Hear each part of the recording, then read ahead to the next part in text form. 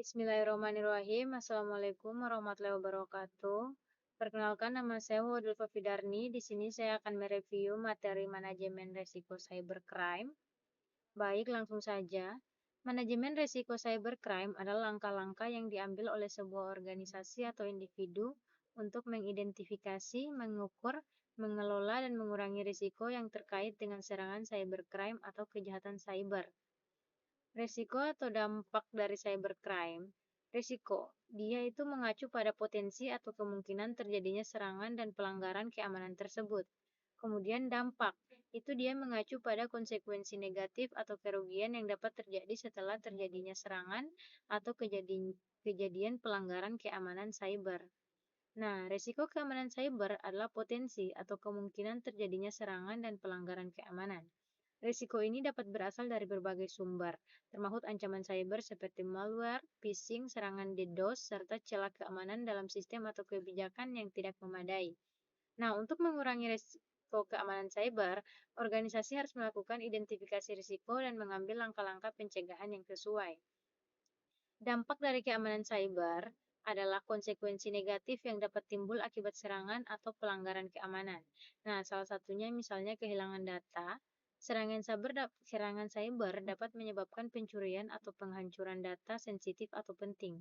Kemudian gangguan operasional, yang dimana serangan tersebut dapat mengganggu operasi normal suatu organisasi, baik itu dengan menonaktifkan sistem atau merusak infrastruktur TI.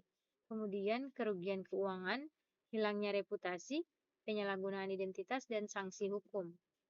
Kemudian untuk risiko dan dampak cybercrime pada individu.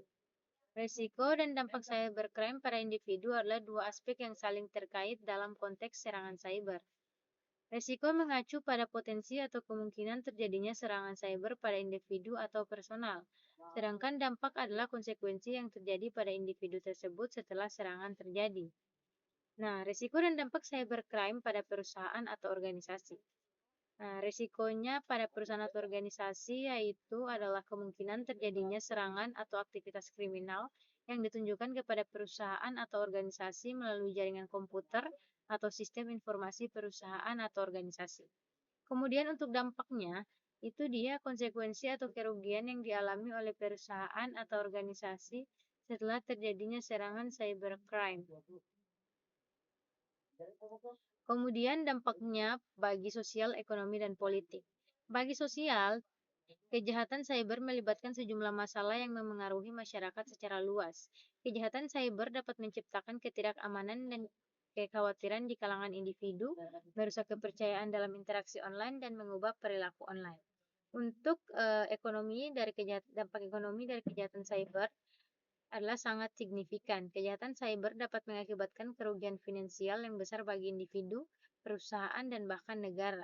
Kerugian ini mencakup biaya pemulihan setelah serangan, hilangnya pendapatan akibat gangguan operasional, biaya hukum, serta dampak jangka pada reputasi dan nilai perusahaan.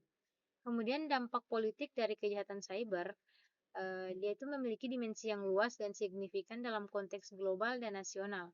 Kejahatan cyber dapat digunakan sebagai alat untuk mencampuri proses politik, termasuk pemilihan umum, dengan menyebarkan propaganda, memanipulasi opini publik, atau bahkan mencoba meretas sistem pemilihan.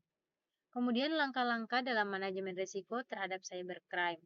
Yang pertama itu identifikasi risiko, kemudian penilaian risiko, pengembangan kebijakan dan prosedur, proteksi dan pencegahan, deteksi dan tanggapan cepat, pengurangan risiko, pemulihan, evaluasi dan perbaikan, serta kemitraan dan kolaborasi. Baik, mungkin itu saja yang bisa saya jelaskan pada materi cybercrime kali ini. Lebih dan kurangnya mohon dimaafkan. Wabillahi taufiq wal hidayah. Wassalamualaikum warahmatullahi wabarakatuh.